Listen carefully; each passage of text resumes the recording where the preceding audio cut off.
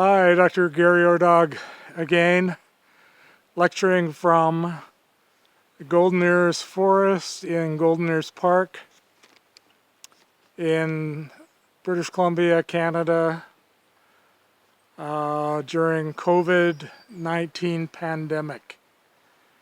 And today I'm lecturing on the question of mandatory vaccination. Okay, a very important topic.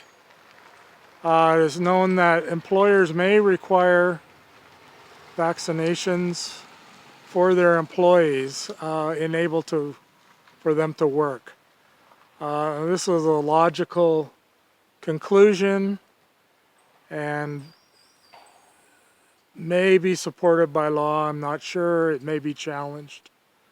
But especially, for example, those in the healthcare industry, and I'm sure every healthcare worker wants to get vaccinated and hopefully is not going to refuse them, but it seems logical that all healthcare workers in touch with patients and exposed to patients with COVID-19 should be vaccinated against COVID-19 and in the future against any of the variants that develop, and there are many.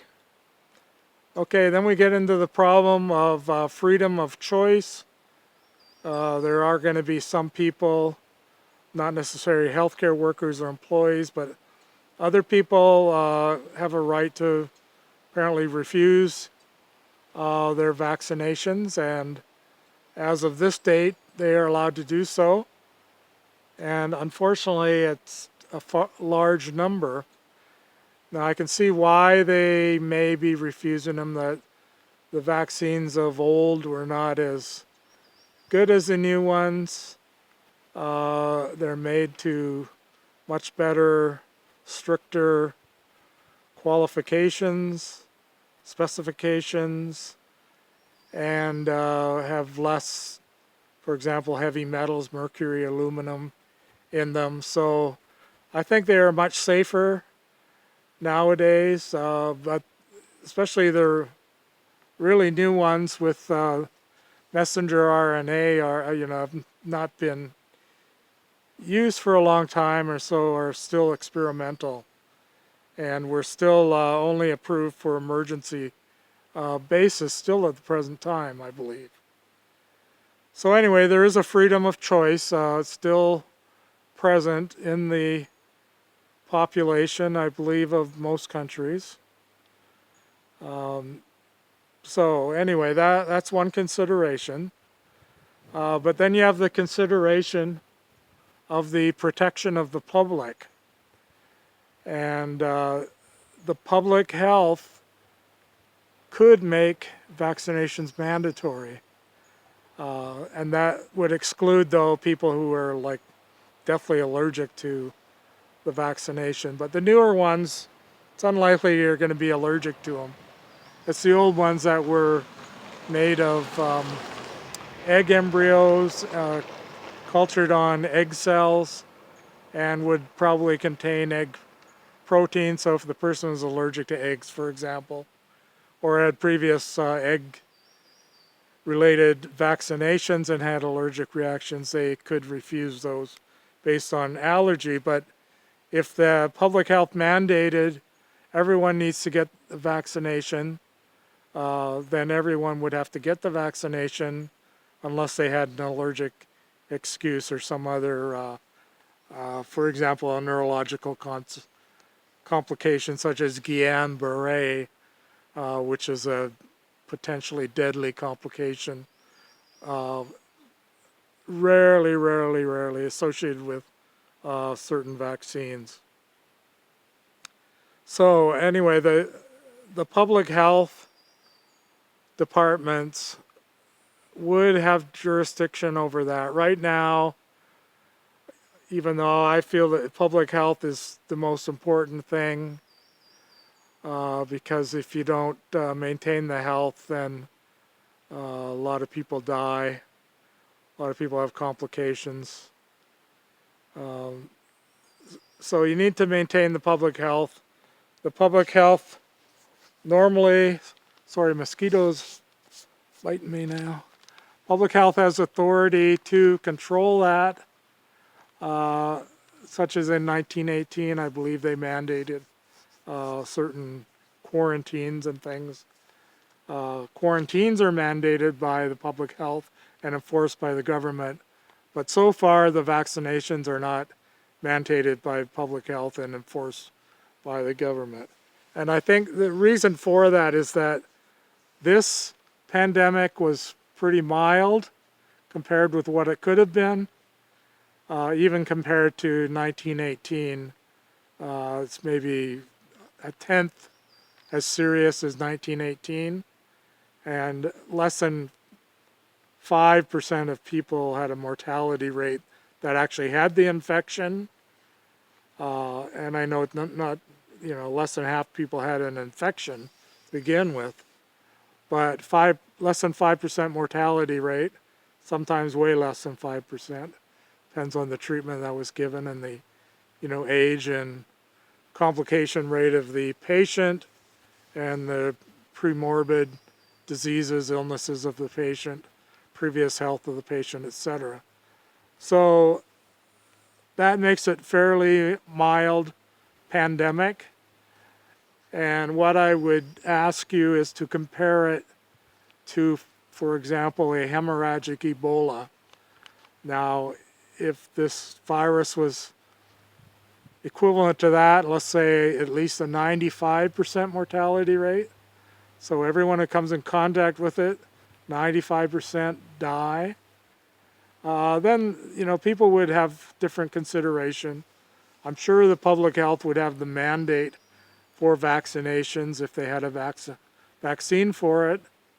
Now, they do have a vaccine, but it's not as effective as, for example, the COVID-19 vaccine, but I'm sure if there was an outbreak, it would be rapidly improved. That is a pandemic worldwide outbreak, which has never happened. It has rarely been transmitted in the United States, but usually has remained in, for example, isolated areas in Africa, and so has not become a major pandemic like COVID-19. And when I say pandemic, I mean spreading potentially to everybody in the world. Okay, so the next point is vaccination herd immunity is, I believe, desired over natural herd immunity. And again, because there's a high complication rate from having an infection with the COVID-19 virus, and there's long-term complications and other potentials, including maybe even oncogenic. We don't know yet, it hasn't been long enough, but it could cause cancer even, like many other viruses do. And it may become dormant in the body. For example, the Epstein-Barr virus, certain herpes viruses become dormant in the body and can cause cancer in the long run. So we don't know that yet. It hasn't been long enough. But there is a potential for it. There are similar viruses that do cause cancer in humans. Okay, so because of that, we want to get vaccine herd immunity, which does not have all these long-term complications, post-COVID-19 complications, mean, for example, massive epidemic, encephalopathic nightmare, wouldn't have any of those with the vaccine. And the so-called long hauler syndrome, which I've done lots of articles on, post-COVID-19 syndrome, but it wouldn't have any of those from the vaccination. And you still get herd immunity. It may not be lifelong, maybe a year or two, but you could get revaccinated, booster shots, as Dr. Fauci's going to probably be talking about later on. but I'm pretty sure we're going to require booster shots for COVID-19, and hopefully these can be put with the annual flu shots that we get. So now we got, what are these, ticks? Now we got ticks flying around here. All right, make sure they don't get embedded in me. Must have been some deer walking by here. Okay. Note to self. Oh wow, that really smells. Stinky bugs. Oh, stinks. Okay. Anyway, note to myself, if when I get home, check for ticks. Disembed ticks. Okay, the next note I have is the need to stop the pandemic. Okay, so herd immunity by vaccination to stop the pandemic. We don't want to wait for natural herd immunity with all the complications. So stop the pandemic as soon as possible with vaccination herd immunity, and then we will all be better off. Okay, then my next note is next time when this pandemic is worse. Again, it'll probably be worse next time. This time was fairly mild by all due consideration. And this time we did have treatments. We had many treatments. We had intensive care units. We had ventilators, respirators, oxygen, and vaccinations. We had antiviral agents, antibiotics. So all of those were available, which were not available in 1918. But still, next time will probably be worse, or there will be a worse time coming up soon. We've already had 100 pandemics that I could count in the past history of mankind that were documented. And so this is like the 100th. There's definitely going to be more. There's no reason to say that they have stopped. And the new viruses really cannot be predicted. Supposedly that's what they were doing at the gain-of-function laboratories, such as the one in Wuhan, is trying to predict the new viruses so that they could develop vaccines and treatments against them, but in this case it kind of backfired, I believe. You can figure that one out for yourself. I don't know the answer yet. The records are sealed on that topic. Okay, so we may never know the exact real truth, but obviously something either went wrong, containment failed, the first doctor doing the experiments got sick and died. That should have rang some bells, turned on some light bulbs, but it got slow moving forward, and wow, look where we are now. So anyway, the next one will be worse, I guarantee that. And so we should prepare for that. And I don't really believe in gain-of-function laboratories because of, you can see the virus can escape. And look what happened, caused major pandemic catastrophe, worldwide collapse, economic disaster, economic catastrophe. That's what happens when a virus escapes from a gain-of-function, a GOF laboratory. Okay, we don't know. Again, the papers are sealed. We can't say that for sure, but we do know there was a doctor who died, supposedly of COVID-19, which was the first case, and that was in autumn of 2019, and that's why this virus is called COVID-19 and not COVID 2020. Okay, anyway, so the next one will be worse. Prepare. The governments need to prepare health departments, better contingencies, more respirators, more ICU beds available, more personal protective equipment, PPE available for everyone, and especially multiple layers of that for healthcare providers and first line workers, first responders. Please have all that available. More research, medication, antibiotics, and vaccination research is all required. And I might add to that, I really think it was a mistake that Canada stopped producing vaccines. So Canadian government, please get back into vaccine production so we're not way behind the loop here for the next one, which again, as I say, is probably going to be bigger than this one, or at least not the next one, but maybe the one after that. But there's definitely going to be a worse one coming up. Okay, so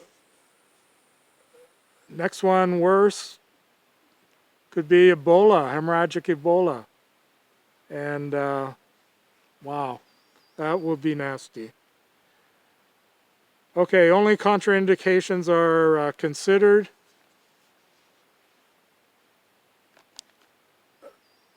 Wow, interesting bugs.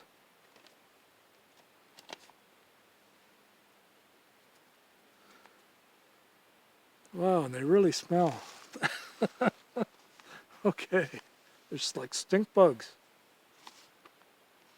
And they got, wow. Okay. So contraindications, allergy, that would be the only consideration against these new vaccines as a contraindication. And that should be extremely rare because as of this date, you know, people had not received the messenger RNA vaccines before. So it's very unlikely anyone's going to know they're allergic, and that would be really questionable. Okay, so in conclusion, not this time, but next time will be worse, or maybe the time after. And public health will have to enforce vaccinations and treatment in order to save humanity. In that scenario, if it's not mandated, then those who are not vaccinated and treated will probably die. If the mortality rate's 95%, they most assuredly will die, and they, in the meantime, will be transmitting it to other people who are not vaccinated against it, and they too would be prone to death. In other words, my conclusion, I'm sorry about the bugs, my conclusion is that we need to vaccinate, get your vaccine. We need to work more diligently on preparation for health care, for the public health in future pandemics, future infections, which some of them are going to be worse than this one. Again, in retrospect, this one is fairly mild so far, although it's not over yet. So I won't say absolutely until it's over and everyone's had their vaccination. But soon, hopefully, it will be over after the herd immunity is given by vaccination. We need preparation. We need vaccine, more research, and more production facilities, especially in countries that currently either stop their production or don't have production at the present time. And I didn't mention this, but the United States government in the past presidency was nationalistic. So they worked to treat their own citizens over other countries, and so work diligently to provide it to their own citizens, but less favorable to other countries. Now, I believe the current presidency is more globalist, and that is they have given some of their vaccine to other countries now with good rapport over that. But you never know. I mean, the political situation can determine the availability of treatments, vaccines, etc. for the next pandemic. So again, it's my advice, and I'm in Canada right now. I mention it specifically for the Canadian government. Please prepare better, and please start production facilities for Canada's own vaccine production. Now, Canada used to have vaccine production, but apparently for some reason they stopped it. I was in Los Angeles. I used to order my flu shots from Canada because they were thimerosal free. And when you bought the ones, the American ones, they contained thimerosal, and my patients did not want thimerosal, but they would accept the Canadian shots that were thimerosal free. So I do know that Canada did produce vaccines in the past, and they were advantageous to my patient's point of view. And so I would recommend that you start doing that again. Okay, anyway, Gary Ordog, please subscribe to Gary Ordog channel, ORDOG. Thank you for your support. I will continue to do these every day that I'm able. And again, we're in the National Forest, a beautiful, beautiful place. And fresh air. It's sunny out. Rained last night, but keeps everything fresh and green.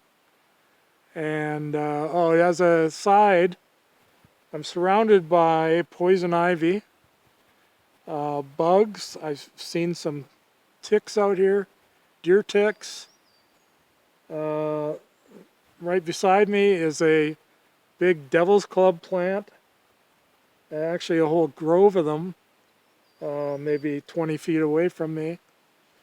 So poison ivy all around me, but it's all very low and I haven't touched any of it. And then devil's club. I see, oh, there's poison berry, which is poison sumac. So another urushiol secretor. And the berry is poisonous if not cooked. Here beside me are salmonberry bushes that I believe they've already flowered, but I don't see any berries on them yet. On the ground level there is what looks like parsley and wild parsley, but please don't eat that. I believe these are baby buttercup plants, and they contain, I believe, possibly cyanide and other toxins that injure your liver. And if you eat too much of this, it could be potentially fatal. So I'm a medical toxicologist. Was my secondary occupation, specialty. And here I'm surrounded by toxicology all around me. I don't even have to move. And I could do half a dozen lectures right from here on the toxicology within 20 feet of me. Okay, anyway, Dr. Ordog signing out. Have a good life, stay safe, eat well, wear your mask until you don't need to, or keep wearing it. Get your vaccination, mandatory. And prepare for the future. Get lots of exercise. Thank you. End of dictation.